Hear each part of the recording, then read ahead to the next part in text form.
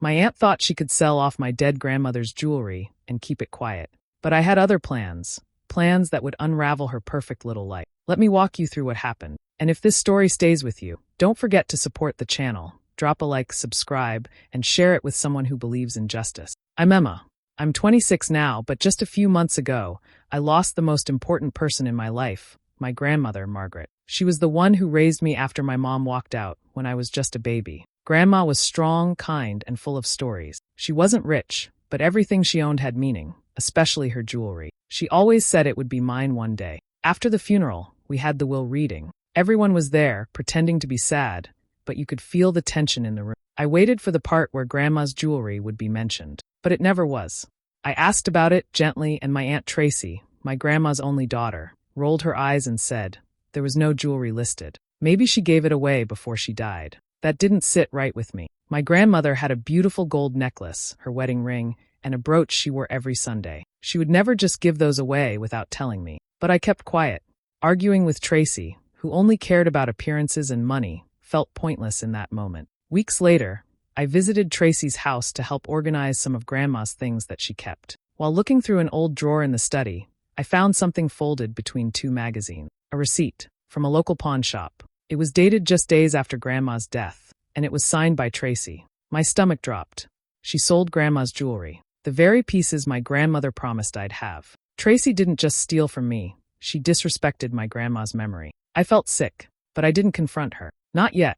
See, Tracy's husband Ron is a good man. Hardworking, kind. He always supported Tracy, even when she didn't deserve it. I knew from Grandma's stories that he had no idea what his wife was truly like. And if Tracy cared about anything more than money, it was her image as the perfect wife. So I made a plan. I wasn't going to scream. I wasn't going to fight. I was going to show Tracy what it felt like to have something you care about ripped away. Not her jewelry, not her money, but her lies, the ones she used to build her life. And I knew exactly where to start. When I was little, my grandmother used to hold me close and say, "These pieces will be yours one day, Emma. You're my oldest granddaughter, and you'll wear them with pride." She meant her jewelry, each piece full of memories, love, and history. I never forgot her words. So when she passed, I expected to find them waiting for me like a final gift from her heart. But they were gone. Something inside me knew.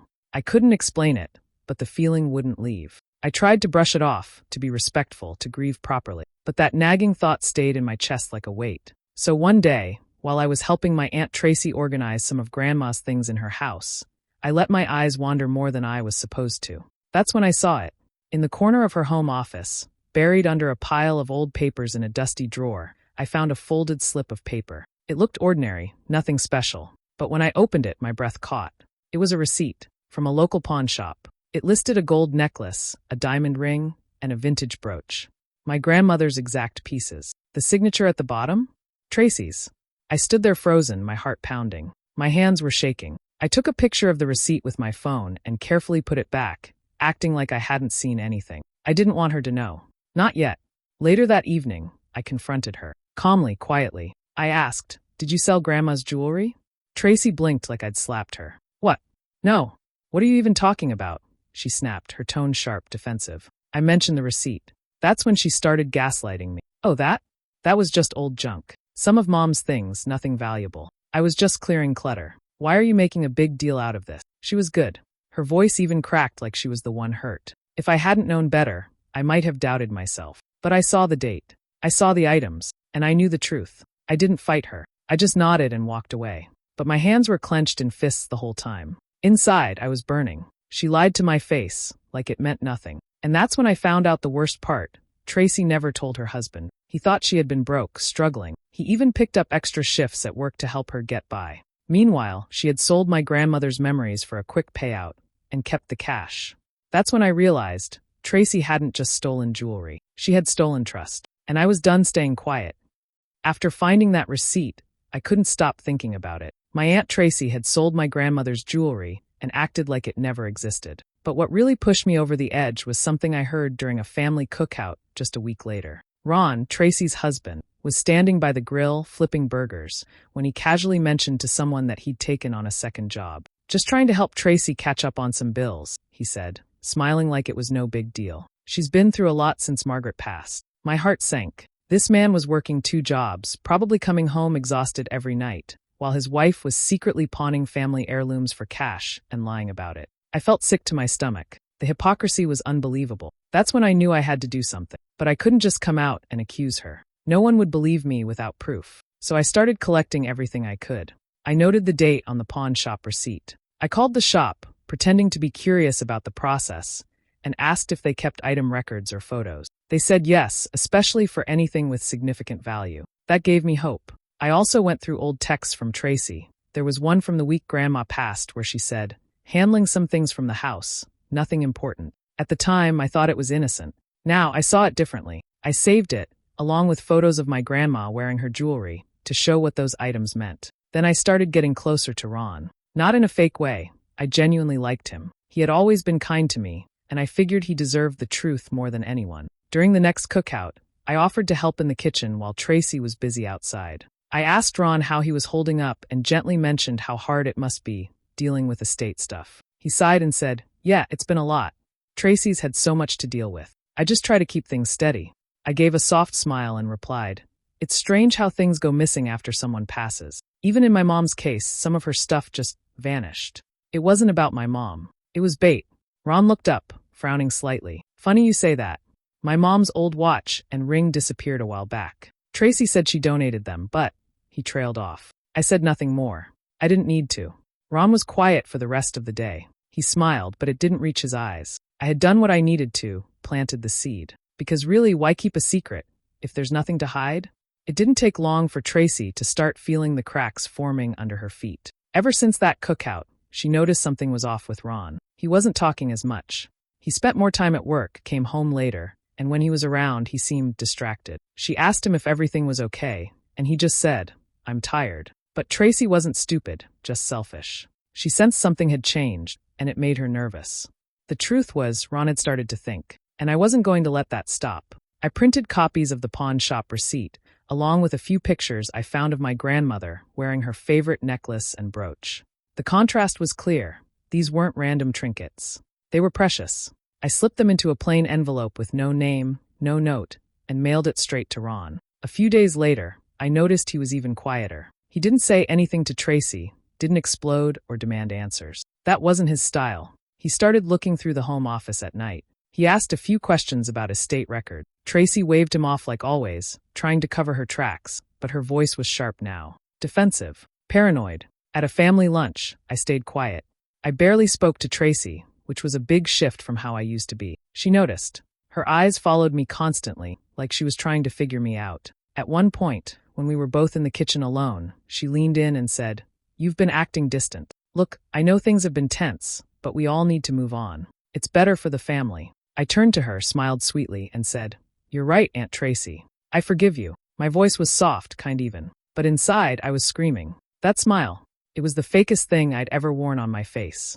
Her eyes narrowed, unsure whether to be relieved or more suspicious. What she didn't know was that the damage was already done. I wasn't waiting for her to confess. I wasn't hoping for an apology. I had already planted every seed, set every piece, and now it was only a matter of time. Ron had the receipt. He had the photos.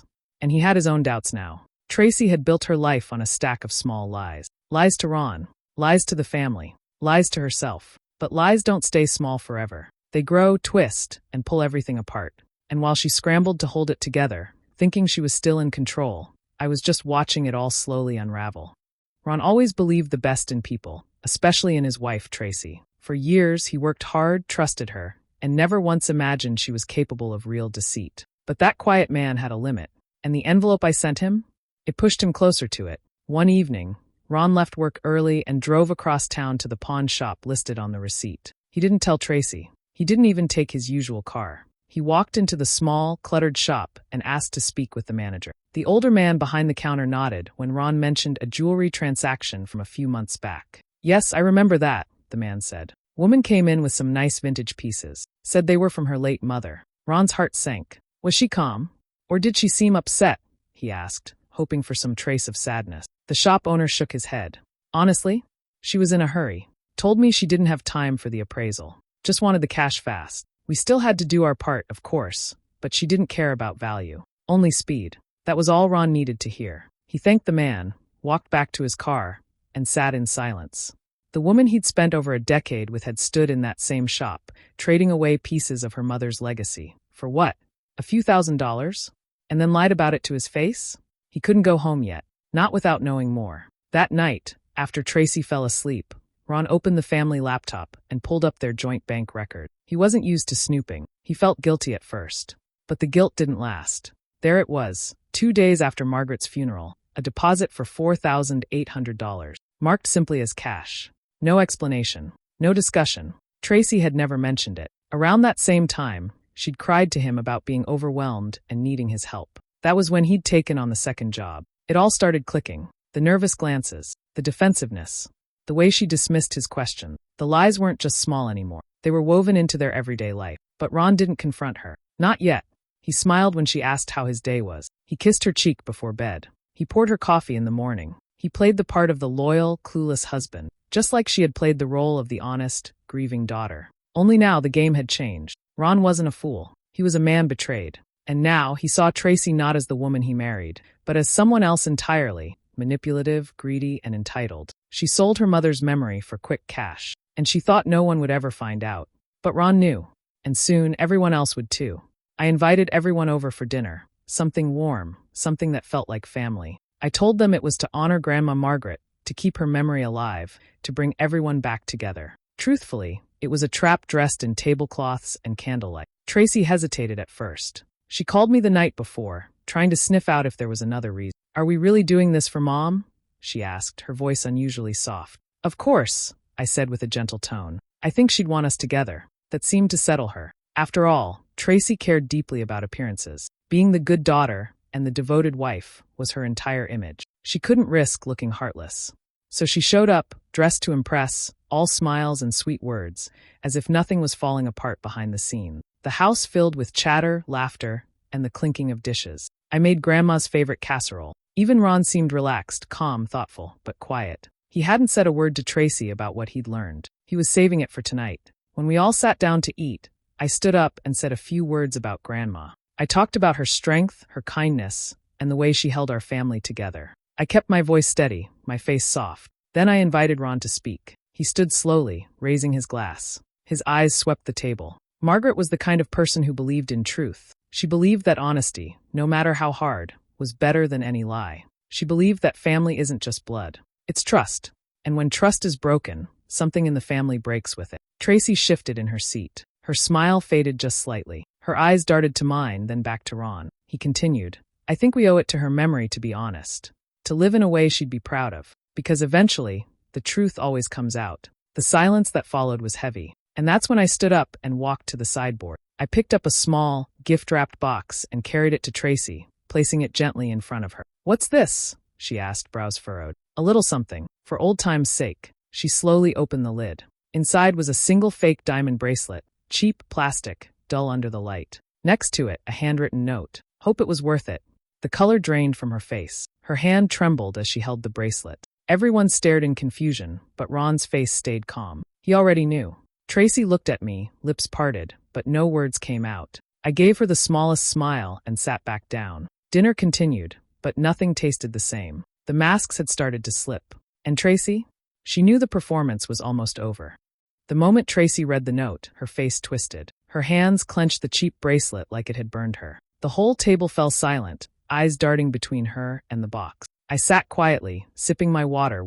I didn't have to wait long. "You did this," she shouted suddenly, standing so fast her chair screeched across the floor. Her finger pointed straight at me, eyes wild. "You're trying to ruin my marriage, Emma. You've always been jealous, ever since Mom." "Tracy," Ron said firmly, cutting her off. But she wasn't finished. "You planted that note, that bracelet. You're obsessed with me. You think I stole something? You're pathetic." I didn't respond. I didn't even flinch. I just watched as she unraveled, losing the image she had worked so hard to keep. Ron stood up slowly, his expression unreadable. "Tracy, sit down." She turned to him. "You believe her? After everything I've done for this family?" He didn't yell. He didn't even raise his voice. He pulled a folded paper from his pocket and laid it on the table. "That's the pawn shop receipt. The one with your signature on it. The owner remembers you. Said you rushed through the sale. Didn't even want an appraisal. Just fast cash." Tracy froze. Her eyes darted to the paper, then back to him. "I also checked our bank records," Ron added. $4,800 deposit. 2 days after your mother died. You told me we were broke, that you needed help getting back on your feet. So I picked up a second job while you were hiding cash and lying." Her lips moved, but no sound came out. Her face turned pale. The whole room sat in stunned silence. "Ron, please," she finally whispered. "It wasn't like that. You lied to me," he said, over and over. No one moved. Even the kids in the next room must have sensed something was wrong, because the laughter had stopped. All anyone could hear now was the sound of truth crashing down around Tracy. I stood, smoothing my dress. I leaned in close to her, close enough for only her to hear, and whispered, "You sold her jewelry. I sold your secrets." Her mouth fell open in shock. I didn't give her time to respond. I walked toward the door without a single glance back. Ron followed. At the doorway, he paused, pulling his car keys from his pocket. "We're done, Tracy," he said flatly. "I'll be staying at my brother's." Then he walked out, leaving Tracy standing there, alone, exposed, and speechless. The room was still. No one said a word. No one defended her, because deep down they all knew she deserved every bit of it. After that night, everything changed. Tracy tried to act like it wasn't over. She called Ron over and over, sent long messages blaming me, crying, begging, accusing. But none of it reached him. He had blocked her. On his phone, on social media, even through email. It was like she no longer existed in his world. A week later, he filed for divorce. When he called to let me know, his voice was calm but tired. "I just want peace now," he said. "Thank you, Emma, for telling me the truth. I deserve to know." I didn't say much, just that I was sorry it ended the way it did. But deep down, I knew this wasn't just about their marriage ending. It was about finally shining a light on a lie that had festered in silence for too long. Tracy had always been good at pretending, but truth has a way of sticking around when everything else falls apart. The rest of the family didn't say much at first, but slowly, the silence turned into quiet support. My uncle, Tracy's younger brother, called me one evening and said, "I always wondered about her. I just never had the guts to say anything. I'm proud of you." Others followed. Cousins, aunts, people who had loved my grandmother and knew how much that jewelry meant, not for its price, but for its history, its memories, and how cold and careless Tracy had been to throw all that away for quick money. She tried to talk to them too, claimed I twisted the story, said Ron was going through something, and that I was just bitter. But no one bought it anymore. The image she built, of the perfect daughter, the loyal wife, the one who held the family together, was gone. She ended up alone. And maybe that was the worst part for her. A few weeks later, I visited my grandmother's grave. It was early morning, and the grass was still wet from the dew. I knelt down, placing a small flower-shaped brooch at the base of her headstone. It was the only piece of her jewelry Tracy hadn't managed to find, the one my grandmother kept hidden in an old sewing box. I had found it while packing her things after the funeral. It wasn't gold or covered in diamonds, just a small, simple piece. But to me, it meant everything. "I kept this one for you," I whispered. "I hope you know how much you meant to me. I hope you know I didn't let her get away with it." The wind was soft that morning, like her voice in my memory. For the first time since she passed, I felt peace. Tracy lost everything, but I didn't do it for revenge. I did it for Grandma, for the truth, and for the quiet kind of justice that doesn't need to shout. Ron could have just walked away and left it at that. Divorce, distance, and silence might have been enough for some people, but not for him. He said it wasn't just about the marriage. It was about what Tracy had done to his mother-in-law's legacy, about the lies that went deeper than anyone expected. So, he requested a full audit of the estate, not out of spite, but because he needed to know the full truth. And when the results came back, they were worse than we imagined. Tracy hadn't just sold the jewelry. She had been quietly siphoning money from Margaret's estate account. Small amounts at first, just a few hundred here and there. But over time, the total added up to thousands. Money meant for funeral expenses, property maintenance, and family support. Instead, she'd used it to cover credit card bills, shopping sprees, even a luxury spa weekend she claimed was part of her grieving process. The auditors flagged the inconsistencies, and legal action followed. She was charged with estate fraud, something serious enough that even Tracy couldn't talk her way out of it. The court date came quickly. I was called in to testify. When I walked into that courtroom, my hands trembled a little, but I kept my voice steady. I told them what I knew. The promise Grandma had made to me, the missing jewelry, the receipt I found, the way Tracy lied to everyone and hid the truth for money. I didn't cry. I didn't raise my voice. I spoke calmly, clearly, and honestly, and the room went still. Even Tracy, sitting with her lawyer, couldn't meet my eyes. Ron sat just a few rows behind me, nodding slowly with every word. He didn't need revenge. He needed justice, and he got it. The judge ruled in his favor. Tracy was ordered to repay the stolen funds and was fined heavily for violating estate law. She lost access to the remaining assets, and her reputation, What little was left was gone. But Ron didn't keep the money. Instead, he donated the full value of the jewelry, based on the pawn shop's appraisal, to a local women's shelter. A place that helped women escape abusive homes and rebuild their lives. He did it in Margaret's name. Quietly. No press, no big speech. Just a simple donation that would help real people. He called me afterward and said, "Your grandmother helped raise a strong woman. That's the real inheritance." I just wanted to make sure her name meant something good, even after everything. I didn't have many words. Just tears. The quiet kind that come when something finally feels right. Tracy thought no one would notice, that she could take and lie and walk away untouched. But the truth has a way of catching up. And this time it walked right into a courtroom and left with her lies exposed. The house was quiet when I walked in. Empty, but still filled with memories. The smell of lavender lingered faintly in the air, just like it always did when Grandma was alive. I had come to pick up a small box of old family photos I had left behind. Nothing valuable, at least not to anyone but me. As I opened the box and gently sorted through the faded pictures, I found something unexpected. At the very bottom, wrapped carefully inside one of Grandma's old quilts, was an envelope with my name on it. My breath caught for a moment. The handwriting was unmistakable, elegant, steady, and hers. I sat down on the edge of the couch and opened it with trembling hand. "Dear Emma," it began, "if you're reading this, it means I'm gone, and I know how hard that must be for you. I want to tell you something I hope you'll carry forever. Life isn't about what we leave behind in things, but in the love and lessons we share. You are strong, kind, and full of heart, and that will take you farther than any piece of jewelry ever could." I swallowed hard, blinking back tears. "I know the world can be unfair," she continued. "Sometimes people you love will let you down. But I hope you always remember, your dignity is your real treasure. Don't let anyone steal it from you. Speak the truth, stand your ground, and never let dishonesty win." I paused reading, clutching the letter close for a second. She had written it like she knew what was coming. Like she knew someone would try to take what wasn't theirs. "I may not be there to protect you," the letter went on, "but I know you'll protect what matters. That's what makes you special. You are my legacy, Emma, not the necklace, not the ring. You." By the time I finished reading, I was crying softly. Not because I was sad, but because I finally understood what she had left me. It wasn't gold or silver. It wasn't a brooch or a box of diamonds. It was her strength. The quiet strength to do what's right, even when no one's watching. The strength to speak when others stay silent. The strength to rise when others fall apart. I folded the letter carefully and placed it back in the box with the photos. That moment gave me more peace than anything else had in months. As for Tracy, she lost everything: her marriage, her respect, her image. She tried to steal memories for money, and in the end, all she was left with was silence and shame. But I walked out of that house with more than I ever expected. Because what my grandmother really left me was the one thing no one could ever take away: her truth and the courage to carry it forward. What would you have done if you were in Emma's place? Would you have exposed the truth like she did, or stayed silent to keep the peace? Share your thoughts in the comments below. I'd really love to hear them. And if you enjoy powerful stories like this one, make sure to hit subscribe and turn on the notification bell so you never miss a moment.